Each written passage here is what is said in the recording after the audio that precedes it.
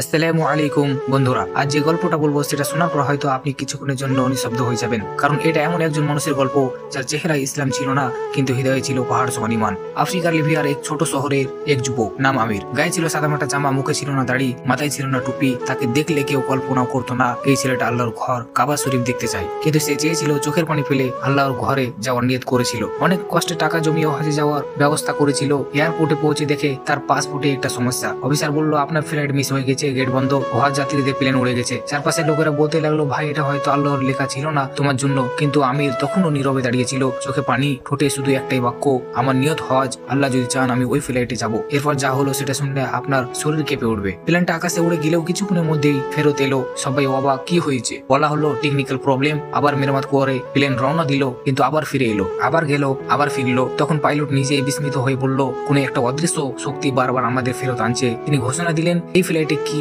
কোনো হাজি বাদ পড়েছে? তখন আবির এগিয়ে আসে। চোখে তার কোনো ধর্মীয় চিহ্ন নেই, কিন্তু সেই মুহূর্তে তার চোখে এমন আলো ছিল যা শুধু একজন সাচ্চা মুমিনের চোখেই দেখা যায়। পাইলট তাকিয়ে থাকে কিছুক্ষণ, তারপর বলে, তুমি ছিলেন না বলে প্লেন বারবার থেমেছে, আজকে আল্লাহ নিজ হাতে তোমাকে ডাকছেন। আমিরকে বিমানে উঠানো হয়। এরপর আর কোনো বাধা আসেনি, প্লেন সরাসরি উড়ে গেল মক্কা শরীফের পথে। বন্ধুরা, এই ঘটনা আমাদের শিখিয়ে দেয়, আল্লাহ তোমার চেহারা দেখে বিচার করে না, দাড়ি দেখে না, টুপি দেখে না, জামা কাপড় দেখে। আল্লাহ বিচার করেন তোমার অন্তরে বিশ্বাস দেখে। যদি নিয়ত হয় খাঁটি, যদি ঈমান হয় অটুট, তবে আল্লাহর রাস্তা তৈরি করে দেন, এমন রাস্তা যা কেবল অলৌকিক বলেই মনে হয়। এই ভিডিও শেয়ার করুন যেন আরো মানুষ বুঝতে পারে আল্লাহ যাকে ডাকেন তাকেই আল্লাহ পৌঁছে দেন। আসসালামু আলাইকুম, দেখা হবে আবার পরের ভিডিওতে।